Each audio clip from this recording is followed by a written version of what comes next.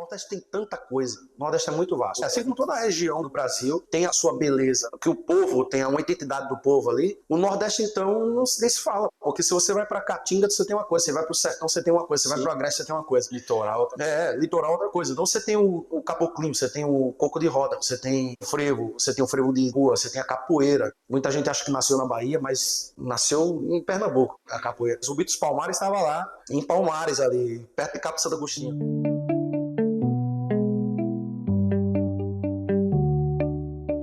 Eu sou Eduardo Capello e você está escutando Migrantes em Minas, uma história de extrema. Hoje, nós estaremos no universo da música, vindo dos carnavais de Cabo de Santo Agostinho para os festivais e noites da nossa cidade. Conversamos com Tom Wood.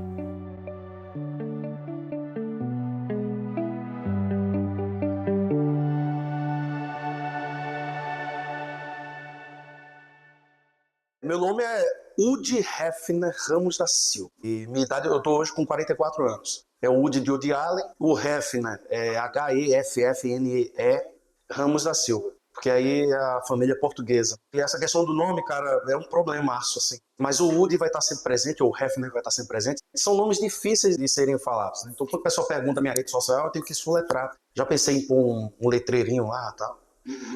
Mas O nome artístico, né? é Tom Woody. Tom Woody. Eu usava... Como essa solução? Sim, eu usava Woody madeira, porque eu tinha o engano de que achava que o Woody era madeira. Mas Woody com Y não é madeira, é derivado de floresta. É bosque, é caminho da floresta. E aí tem várias outras conotações. Eu tocava num bar na Jureia, Bar do Tererê, era um boteco mesmo. E eu tocava lá, cara, 4 horas direto, assim, pra comer. Aí foi um cara lá me ver tocar uma vez na feijoada, no sábado à tarde. E aí o cara falou, pô, toma meu cartão aqui, entre em contato comigo, pra você fazer um som pra gente aí. Aí eu entrei em contato com ele, ele tinha um bar lá na Vila Olímpia. E o bar chamava Sombra e Água Fresca. Aí eu fui tocar nesse bar. E tocava de segunda a segunda, cara. Tava lá tocando direto, toda noite. E tinha um balcãozão enorme lá, com uma madeira de lei, muito bonita assim, grande. A propaganda era última madeira, tal, voz de violão, não sei o quê. Aí uma vez ele olhando assim pra mim, falou, cara, não tá legal esse de madeira aí. Aí ele bateu na madeira lá, aí putz, Tom, vai ser o Tom, cara, o Tom da madeira, né? Tom Wood, vai ser Tom, seu nome vai ser Tom a partir de agora aí. Eu digo, tá bom, ficou legal. A partir de então ficou, desde 2001 pra cá, é o nome que eu uso. Com a questão do nome esclarecida, vamos descobrir um pouco mais sobre como surgiu a paixão por este ofício, pelo qual tantos o conhecem. Você aqui é conhecido pela carreira de músico. Me conta um pouco da sua história com a música. Olha, minha história com a música, ela se dá por conta do meu pai. Meu pai é seresteiro, ele, na época que ele foi fuzileiro naval, ele cantava na banda dos fuzileiros navais, chamava os Anfíbios, e ele era o vocalista da banda. E depois que ele saiu da Marinha, ele acabou mantendo ainda a vida musical, cantando. Ele tinha um violão em casa, e aí eu comecei a pegar nesse violão que ele tinha. Então você tinha música já dentro de casa? Já dentro de casa. Tocava assim frequentemente? Cantava direto no final de semana nos bares de seresta, que existiam aqueles festivais de seresta, em Recife, Cabo de Santo Agostinho mais precisamente. Né? Que eu nasci em Recife, mas me criei no Cabo de Santo Agostinho, no litoral sul de Pernambuco. E aí ele cantava em todas as serestas. Até então não queria saber nada disso não. Fui estudar música quando tinha 12 anos, mas estudei 1 ano de violão clássico, aí depois saí, minha mãe faleceu, e aí eu fiquei assim, meio perdido, meio desnorteado. 12 anos de idade eu tinha, e praticava artes marciais, karatê, então a música não era algo assim tão presente. Aí depois ela começou a se tornar mais presente por uma necessidade do meu pai. Tinha um violonista que acompanhava ele, o Diel, e o Diel ele tinha alguns probleminhas de ordem psicológica e questão do alcoolismo também. Aí acabou que ele disse, pô, cara, você precisa aprender a tocar violão pra me acompanhar, porque o Diel pega o violão, leva pra praia, o violão volta cheio de areia, não sei o que e tal. A vida te colocou essa questão? Sim, eu falo que entrei na música por acidente, na verdade. Não era a minha intenção. Eu queria ser campeão de karatê e por conta do meu pai eu queria ser fuzileiro naval. Aí acabei entrando na música. Aí fui começando a tocar e aprendia com esse Diel, vendo ele tocando, eu ia olhando a mão dele, aí chegava em casa fazia também. Eu fui aprendendo a tocar violão assim. Aprendi como autodidata a princípio, né? E aí fui quando, numa seresta dessa da vida aí, lá em Charneca, um lugar chamado Charneca, perigosíssimo lá em Pernambuco até. Barra pesada. Bem. Aí ele foi dar um intervalo, aí toca aí, cara, não sei o que, tava fazendo som, aí eu toquei Geraldo Azevedo, que eu sempre fui louco. Geraldo, foi a primeira vez em cima do palco. Foi a minha primeira vez ali. Você acha que você tinha que Em idade? cima do palco. Eu tinha por volta de uns 13 anos, mais ou menos, por aí. E aí toquei uma música de Geraldo Azevedo, aí o pessoal falou, cara, você tem que parar de tocar com teu pai, cara. Você tem que seguir tua carreira, né? Você tem talento aí, tudo. Aí eu digo, vou embarcar nessa aí. E aí fui desenvolvendo, fui treinando. Pegava um pouquinho daqui, um pouquinho dali, desenvolvendo. Aí um amigo da rua me deu uma fita cassete do Geraldo Azevedo. Chamava Voz do Morto. Muito bacana, um voz e violão. E aí eu debulhei aquela fita ali, com exceção do Bicho de Sete Cabeças, que era um bicho de sete cabeças mesmo, era mais complicado. Mas aí eu peguei várias músicas dele e gostava muito de cantar as músicas de Geraldo Azevedo. E aí fui conhecendo outros artistas locais, Nordeste, Chico César, Zé Ramalho. Porque como eu morava numa região de periferia, o acesso que eu tinha à vivência com a música era sempre ligado ao brega, a música popularesca mesmo. O ambiente musical que você tinha ali. O que tinha ali era o que era a cultura de massa na época. Porque o que a gente vê hoje, na verdade, é uma cultura industrial. Ela tem nada a ver com a cultura de massa. Então, a cultura de massa da onde eu vivia ali era o brega, era o Amado Batista, era Fíveres, era Reginaldo Rossi. E a minha escola foi ali. E aí, quando eu fui para Recife a primeira vez, na verdade, eu tocava na praia de Gaibu, e aí um cara de Recife me viu tocando lá e disse, pô, vou te levar para fazer um som lá em Olinda. O repertório lá já era uma coisa mais cult, assim, tem que ser uma coisa mais bacana, mais refinada. Aí eu fui desenvolvendo esse repertório também, esse outro lado. E aí foi quando surgiu essa questão de bandas, aí eu já estava cantando em bandas, já estava adolescente. E você chegou a tocar nos carnavais lá? Toquei muito carnaval. Toquei carnaval pra caramba. Fazia no Cabo de Santo Agostinho mesmo, na minha cidade. A gente tocava axé. Na época, Mamonas Assassinos fazia muito sucesso. Tocava Mamonas Assassinos no trio elétrico. Fiz muito carnaval lá. Uma jornada é composta por muitas etapas, e com Tom não foi diferente. Quais caminhos ele trilhou antes de chegar a Extremo? Como a gente vai falar dessa questão da migração, em 98 eu fui pra São Paulo, fui tentar gravar um disco lá. Não deu certo, a gente chegou a gravar, eu e um amigo. Ele queria um cara para colocar voz no CD. E a gente foi para São Paulo, fizemos a gravação, coloquei voz. Depois tinha que sair correndo atrás de produtor, de gravadora.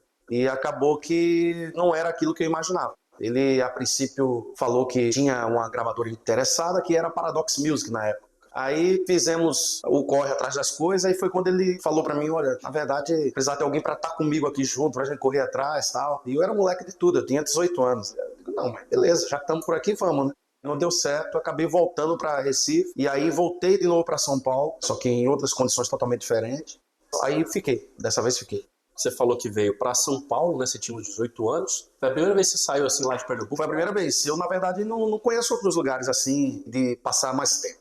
Eu já, de passagem, eu fui para Fortaleza, para Paraíba, mas a trabalho. Eu trabalhava para uma agência de turismo em Recife e a gente fazia passeios com o pessoal dos terceiros anos, de Salesiano, Marista e tal, e eu ia animando a galera no ônibus. Então a gente saía de Recife para Bahia, Recife para Paraíba e ia tocando nos ônibus. Eram 3 ônibus. Aí no decorrer da estrada eu descia de um ônibus e ia para outro, descia de um ônibus e ia para outro. Era eu e um outro cara. Tinha um cara que fazia as palhaçadas, cantava paródias com música e eu cantava as músicas sérias. Depois disso, a única oportunidade que eu tive de sair de casa, assim, foi para ir para São Paulo mesmo. Naquela época, a gente chegou em São Paulo num momento muito complicado, era um momento de transição.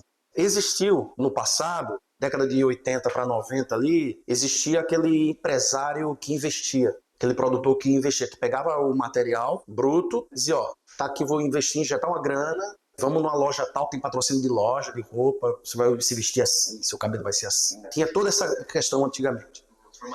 Formatar o artista e lançar ele. Na época que eu cheguei em São Paulo, já não estava mais tendo isso. Não estava mais. E estava mudando o estilo musical, oscilando a carreira do pagode. E aí os empresários não estavam mais pegando nada.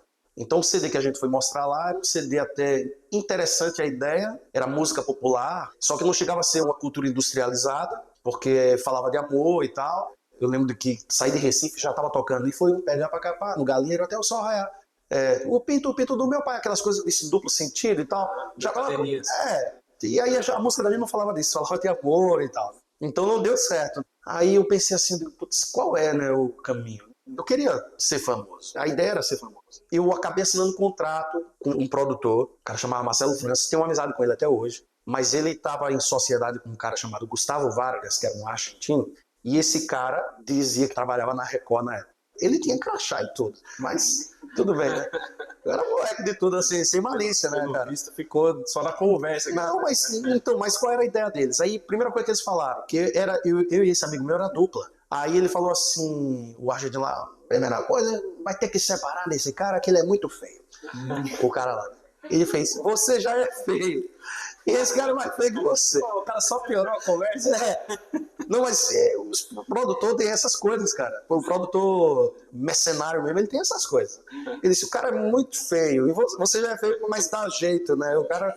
E ele é mais velho que você. Ele era mais velho que eu, até na época, o Moacir.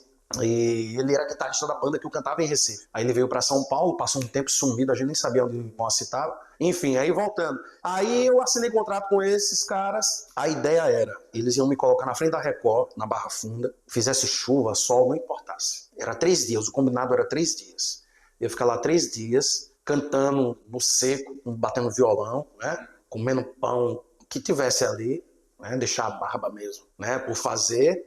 Aí no terceiro dia, o Gilberto Barros, o Leão, que estava no auge, ia me levar pro palco. Não sei se era Sabadaço, não sei se era alguma coisa assim. E aí no palco lá a gente ia contar uma história bem triste, de miséria, de desgraça na vida mesmo.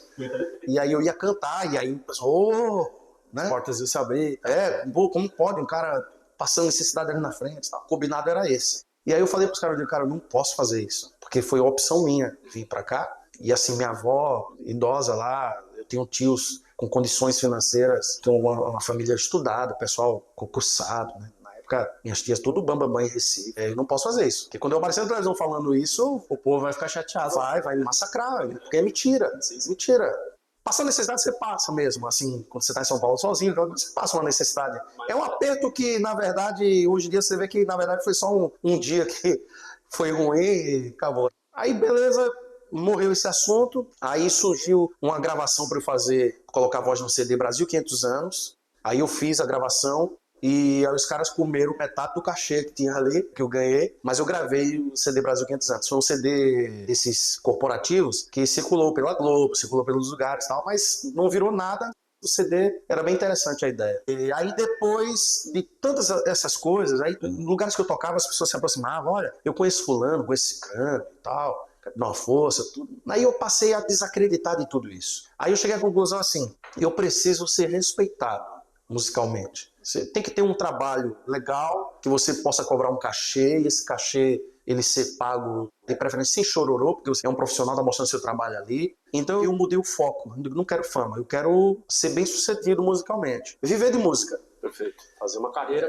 Viver de música. E hoje eu vivo de música. A história de Tom e do crescimento da cidade se entrelaçam. Sendo músico, ele pôde experimentar o movimento migratório de uma ótica particular e nos conta como foi sua recepção e adaptação na cidade. Você havia vindo solteiro. Eu vim solteiro. Eu tinha um filho em Recife, e aí fui para São Paulo e eles ficaram por lá mesmo. Não tinha uma vivência, não vivia com a mãe dele como marido e mulher. E aí também pensei, não volto mais, porque também já deixei lá os bares, tudo que eu tocava lá. Foi fazer uma vida nova. E aí, passado um tempo, eu conheci a mãe da minha filha. E aí ficamos juntos, foi desde 2000, lá em São Paulo mesmo, e morei lá em São Paulo até 2003.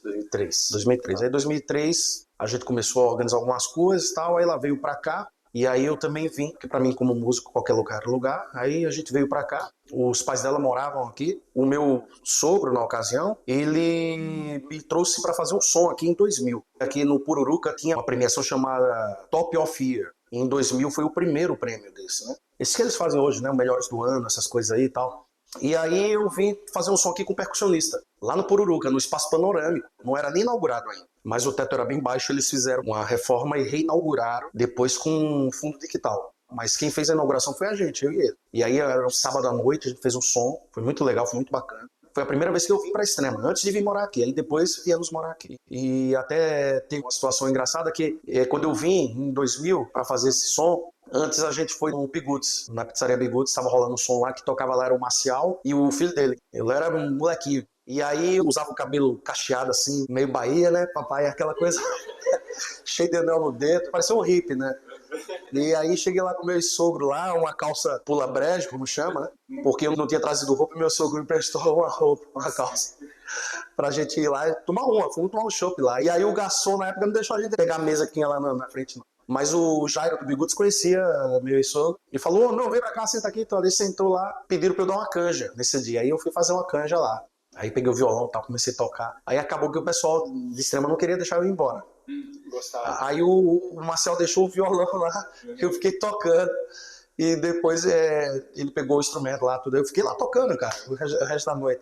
Foi uma primeira recepção bastante... Foi uma recepção bacana, mas assim, foi algo assim que hoje eu penso assim, muito chato isso, né? Na questão da noite, assim. Tanto que eu não costumo dar canja. Nos lugares que estou tocando, eu não costumo dar canja. Porque eu acho assim, estou fazendo meu trabalho, apesar que lá eu não pedi, o dono do bar queria que eu tocasse, e a ideia não era ficar lá, mas acabou ficando uma situação meio complicada. Mas assim, foi engraçado, porque eu não conhecia ninguém na cidade, né? E aí o pessoal curtiu pra caramba e tal. E aí foi quando começou a se abrir as portas, né? E aí quando eu vi, eu já tinha um lugar pra tocar, já tinha o Bigudes, já tocava. Aí minha filha nasceu em 2003, aí a gente veio morar em 2005. Aí em 2005 ficamos, aí só que eu ficava indo pra São Paulo. Pra São Paulo tocar. Você ainda tinha sua carreira lá? Sim, tocava na noite lá. Começando a fazer teu... Aqui nem tocava ainda, assim, em bares, né? O pessoal não me conhecia ainda, que tem essa coisa do migrante aí. A sensação que você tem é de que você é sempre um forasteiro. Eu acho que é uma coisa do mineiro, já não são todos, mas ser um pouco desconfiado, de certo modo. Dizem até, segundo a questão de história, que por ter muitas montanhas e o pessoal, os desbravadores, aquele pessoal que estava aqui na região, estão sempre à espreita de alguma coisa. E aí eu acho que por conta disso tem um pouco de desconfiança. Ele acha que você veio para tomar alguma coisa. E não é isso, você veio para somar. Então acabou que a gente veio morar e eu não tocava aqui ainda nos lugares. Tocava em São Paulo, direto em São Paulo. Aí aqui eu comecei a tocar em aniversário. Aí foi quando eu toquei no aniversário do Dr. Sebastião, era prefeito na época. Aí fui tocar no aniversário dele lá no Praicinho e foi quando o pessoal começou a me conhecer. O pessoal que a gente chamaria da alta sociedade aí de Extrema, né? Era o pessoal que estava ligado à prefeitura, né? Que cidade pequena divide-se em delegado, o clérigo e prefeito. Essa a autoridade é assim, né? Até hoje ainda tem um resquício disso aí. Ninguém mexe no padre na festa Santa Rita, ninguém mexe nisso. Isso aí é sagrado. Se mexer, ele fica bravo. Então acabou que eu toquei para esse pessoal, aí depois foi quando começou a surgir as coisas de barzinho, de boteco, aí eu fiz no Gordo, restaurante do Gordo, aqui em Extrema, churrascaria dele, e estiva. Só que eu não tinha carro, não tinha nada, meu ex-sogro na época que me levava, e às vezes eu ia de ônibus, viação Cambuí, colocava a caixa dentro do ônibus e ia para estiva, cara. Era complicado, cachê lá embaixo, foi um recomeço, mas em São Paulo eu já tocava direto. Tanto que quando eu falei que estava vindo para cá, aí o pessoal do bar que eu tocava lá aumentou meu cachê para que eu ficasse tocando lá ainda. Aí aumentaram o cachê, eu continuava, que eu ia de viação Cambuí, pegava ônibus, voltava. E aí depois ficou inviável mesmo, pegar a estrada. Aí foi quando eu já tinha surgido uns barzinhos aqui para fazer, aí eu já estava fazendo no Bigudes já, Pizzaria Bigudes, foi uma pizzaria muito famosa. Acho que o Natan não era nem nascido na época, né? Hoje é o Diogo, mas é o mesmo. E sempre foi assim badalado. Ali tem alguma coisa ali que a pizzaria também foi muito badalada, na época venderam aí também, continuou bom ainda. Aí foram montando as coisas aqui em Extrema também, tinha outras coisas, né? Choperia Balaio, ficava na João Mendes, fervia aquilo ali. E aí eu fui tocando, todos os lugares que tinha, abriam, eu fazia inauguração, eu tocava, aí veio a FAEX, eu toquei para as primeiras turmas de Direito, que fazia festa nesses lugares, eu toquei para eles, pessoal de Pedagogia, e aí fiz para o Dr. Luiz, na época dele prefeito, também aniversário e tal. Até então, não tinha começado ainda a fazer algumas coisas pela prefeitura de eventos. Aí foi quando teve o primeiro Extrema Motofest. Eu fiz o primeiro Extrema Motofest até o quinto ou sexto Motofest. Depois a coisa ganhou uma proporção maior. Aquela galera que era do começo ali fica meio de escanteio. Foi num desses que eu conheci, que eu também estava começando a vir pra cá. Eu fui no Motofest, aí que eu vi você se apresentar. Já conhecia. Então fiz com banda, fazia com banda. Eu, o Ivo de La Toca, o Jubatera, o Evandro no contrabaixo. Era bem legal. Aí fiz Sons e Sabores do Nordeste desde o princípio também. Aí depois ganha proporção. E infelizmente tem essa é uma crítica que eu faço e sempre fiz, independente de qualquer coisa. Os caras começam uma coisa, mas depois eles ganham uma proporção mais organizada, vamos dizer, mais estruturada, e deixa o pessoal do lado, onde poderia de repente talvez pedir ou solicitar que aquela banda se estruturasse também para continuar fazendo alguma coisa nesse sentido. Mas enfim, fiz esses eventos e comecei a fazer pela prefeitura. Começou a coisa cultural e ganhando outra roupagem. Tom colecionou histórias ao longo de quase 20 anos em Extrema, participando ativamente da cena artística local, e aqui ele compartilha um pouco dos altos e baixos da vida, além de trazer uma visão experiente que contribui para a cena musical da cidade. Como músico, você tem um álbum, né, que foi gravado Sim, aqui. então o CD Deixa a Vida Acontecer foi por lei de incentivo estadual de cultura. A gente fez a empresa Fagor e a Festicolor patrocinaram aí, através de isenção de ICMS, e aí saiu o disco.